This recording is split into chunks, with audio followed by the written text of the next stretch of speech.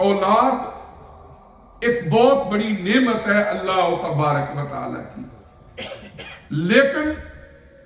جتنی بڑی نعمت ہے اتنی بڑی آزمائش ہے اپنے والدین کے لیے۔ قرآن پاک کے 28ویں پارے کی سورہ المنافقون کی آخری آیات ہے، اللہ کریم نے اہل ایمان کو خطاب کیا کہ یا ایھا الذین آمنوا لا تلہکم اموالکم ولا اولادکم عن ذکر اللہ ومن یفعل ذلک فاولئک ھم الخاسرون، کہ اے ایمان والو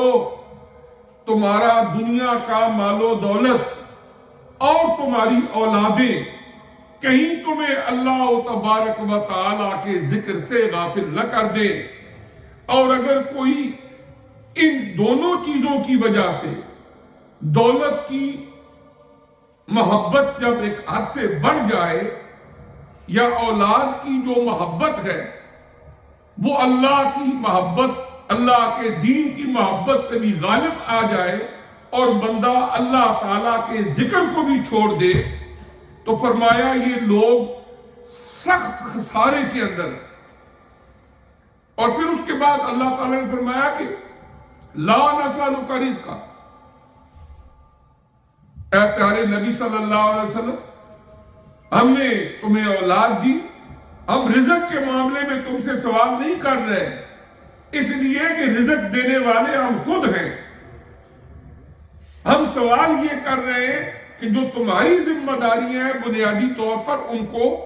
پورا کرو۔ ہر آدمی اپنی طرف سے محنت کر سکتا ہے اور ہر ایک کی خواہش ہوتی ہے کہ میرے پاس بہت کچھ ہو، پتہ نہیں کتنی حسرتیں اس کے اندر دبی ہوتی ہیں، لیکن ملتا وہی ہے جو اللہ نے اس کے مقدر میں رکھا ہے۔ اگر ایک بندہ فارمر ہے،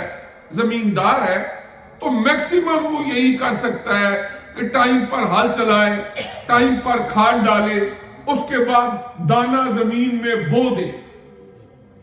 اب کیا ہوگا کیا نہیں ہوگا، کتنی فصل آئے گی، اللہ اس میں کتنے سٹے لگائے گا، کتنے دانے ہوں گے،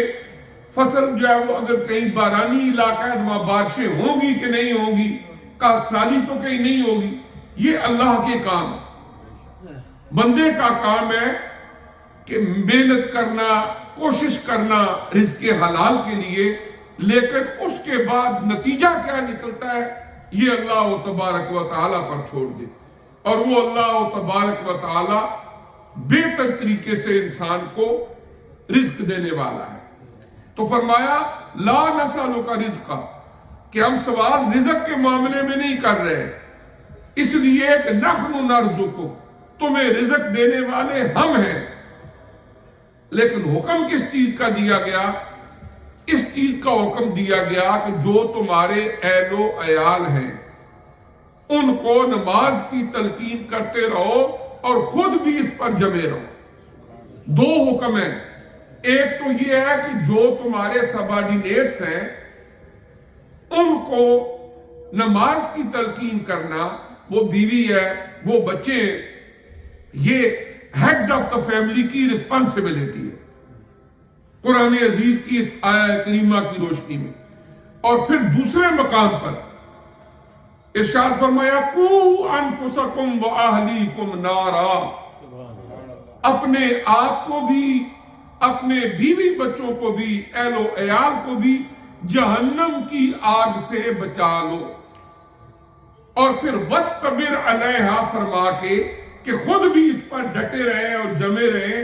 اس کی بھی تلقین کر دی گئی کہ کہیں ایسا نہ ہو کہ انسان کا اپنا کردار، اس کی ذاتی زندگی، خواہ وہ ظاہراً ہو خواہ وہ باطناً ہو، وہ گناہوں میں مبتلا ہو، وہ خود تو نماز کی پابندی نہ کرے تو بس اس کو حکم دے دیا جائے کہ تم بچوں سے نماز ضرور پڑھوانی۔ کبھی کبھی عجیب واقعات ہوتے ہیں، مثال کے طور پر مساجد کے اندر بچے پڑھنے جاتے ہیں، اور چونکہ ایوننگ میں کلاسز ہوتی ہیں اور نمازوں کے بھی اوقات ہوتے ہیں، بچہ مسجد میں آیا، اس نے قرآن پڑھا، اس کے بعد نماز کا وقت ہو گیا، اس نے جماعت کے ساتھ نماز پڑھی۔ کئی والد جو گاڑی پہ لینے آتے ہیں